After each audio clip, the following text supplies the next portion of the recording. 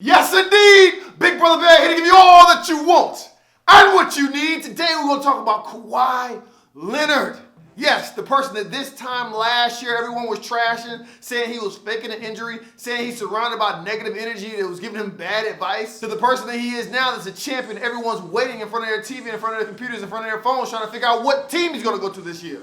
That person. I'm going to give you some things that he does that I know will help you on your journey as far as being a student athlete, both in high school and college. Things that I want you to tuck in your pocket, things I want you to keep for you and yours, things that I want you to review as you go older in your career.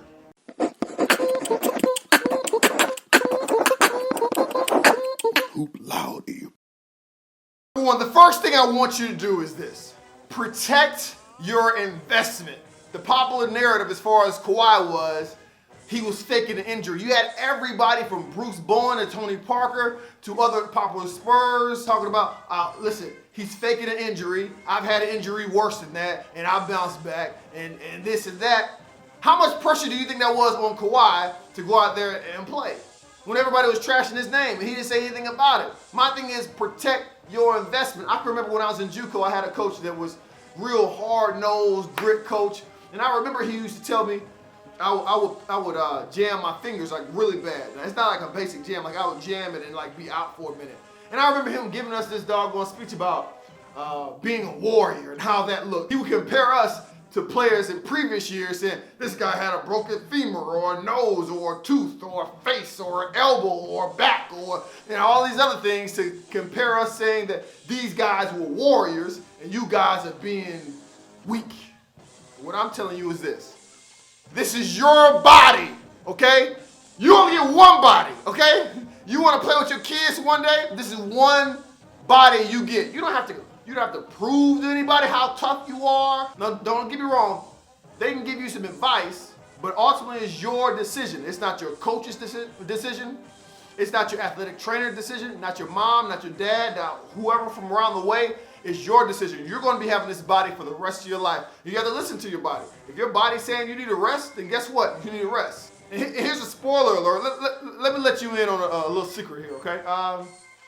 Without a healthy body, there are no scholarship opportunities. There are no playing for a basketball team. There are no getting in the gym. There is no hitting the game winning shot. There is no getting better on a regular basis. There is none of that. Your health is important. So that's something you can definitely learn from Kawhi in the sense of I didn't hear him barking back to anybody as far as trying to prove he was as hurt as he said he's hurt. If he says he's hurt, he's hurt. And if you say you're hurt, you're hurt. Take care of your injuries because it's the only body you get, and it's not for you to prove to anyone how hurt you is. I don't give a doggone if your injury is just like someone else's. You have a different body, okay? Different recovery. You have to prove anything to anybody. Number two. Can we just be honest? Kawhi Leonard will make the worst mixtapes ever. The worst. Because when you look at mixtapes, a lot of times they're flashy, they're between the legs, they double cross, the hezzies on them, they do all that, right? And then they hit the shot, and then the crowd says, oh my goodness, they're dunking on people, nasty. Don't get me wrong, Kawhi do be smashing on people. But what I'm saying is this, a lot of times mixtapes are fashion over function. And Kawhi is the exact opposite. He's function over fashion, meaning functionality, he gets the job done. He's efficient, he's lean, he takes the right angles. Let me give you a secret. As you move up in ranks, coaches love function rather than fashion. No coach retains his job or her job because somebody knows how to do it behind the back crossover, hezzy, fillet. No, that's not how they get their job. They get their job because number one, they win, but number two, their players are efficient with the ball. What does that mean? That means going from north to south on the basketball court, baseline to baseline. Anybody that forces you to go east to west is winning, is doing a great job of defending you. The more time they can get you to turn east to west, left to right, a higher chance that you have to turn over the ball. But Kawhi does this. He's going straight for your throat. Every time, north to south, he's not known for his crossovers. He's not known for his hesitation moves. He's not known for his behind the back. He's known from going north to south with a straight face and not caring about all the extra stuff. So what I will say that you need to add to your game, if it's not already there, is more efficiency. A lot of you are trying to learn the double behind the back crossover fade like Kyrie. It's not going to pay you. It doesn't. Listen, that stuff is nice. It's like the floury stuff around the steak at your meal. The steak is the steak is the north and south. The getting the job done, right? Taking the right angles, making the right plays, minimizing your amount of turnovers, playing good defense. Those are the things that you should be worried about. All this fancy stuff, don't worry about that. That stuff will come if it's supposed to come. 3. Another thing that I've learned from this entire process is it's kind of sad, but it's definitely reality, and that is how fickle the game is, right? That winning can change anything. This time last year, they were trashing my man, telling you how bad he was. His circle was bad around him. They're giving him bad advice. He's faking an injury. This guy was already an NBA champion. They act like they forgot all about that. But he goes to Toronto, wins a chip, and everybody's like acting brand new, like he's the first time NBA champion. He's not. He's not. So what I'm telling you is, winning cures everything, for better or for worse. It drives me nuts when I see a coach that's been in trouble with recruiting violations for years. Every school they go to, they get in trouble with another recruiting violation. But they go to a new school and they win, and all is forgotten. Look at this coach. He's amazing. He wins. No one cares about academic students that are playing, academically ineligible students. No one cares about how many students they paid. Nobody cares about beating his wife. Nobody cares about none of that. But he's winning. And we're just enamored about winning. And that's the same thing that I see with Kawhi now, man. I mean, all that trash they talked about him, and now everybody's on him like, he's the best thing. We're literally having watch parties right now. Where is he going to go? I've seen sessions where they've talked 30 minutes to an hour on just that topic. Where is Kawhi going to go? But this time last year, the whole Spurs organization was talking bad about him. We've had injuries worse than that. Why isn't he playing? He's surrounded by some people that are negative. Now look at him, looking, smelling like a rose. And all these other jokers look like clowns. This is my last one. My 4th and last one is this. Kawhi lets his game do the talking. He's not worried about barking back. He's not worried about talking back to people. If it were me, if it was Big Brother Bell, and you were talking about me, and I got the championship ring the next year after y'all was trashing me the year beforehand, oh, I'm going to bust your head.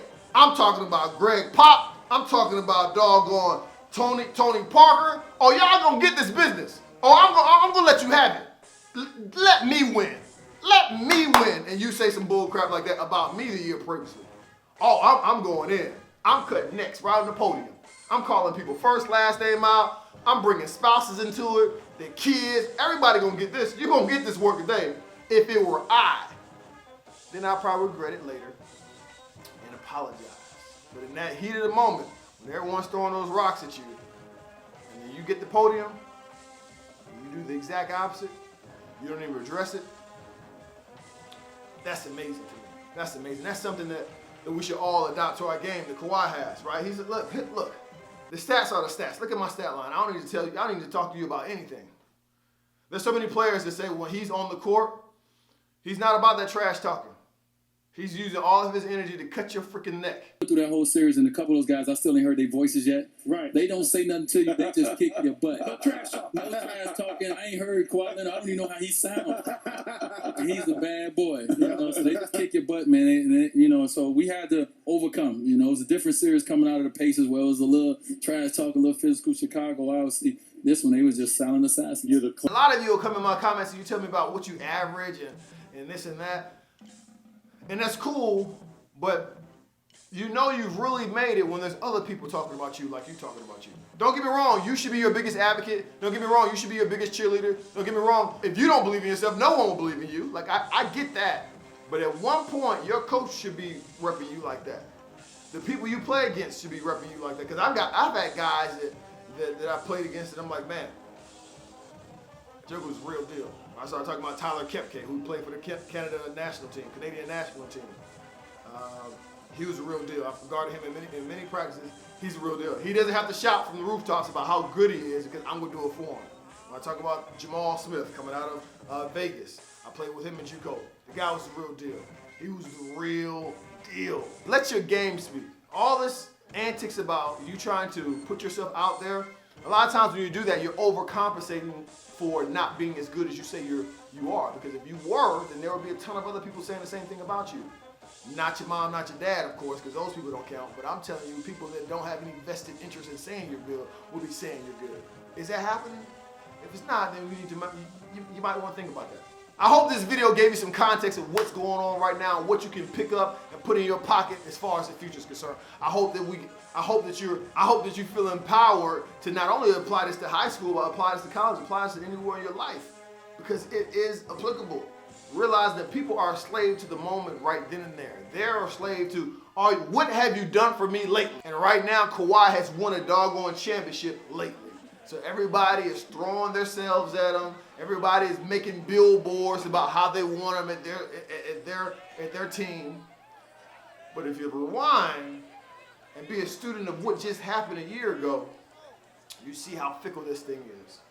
You see how fickle one slight move to the left, one small move to the right, and we're in a whole different situation. So pay attention.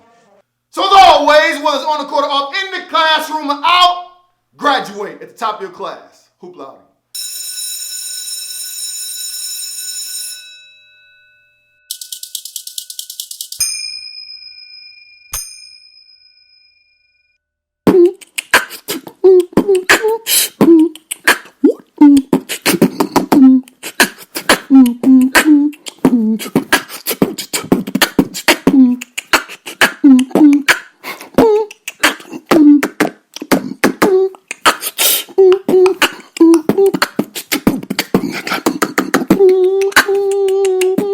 Hoop loud.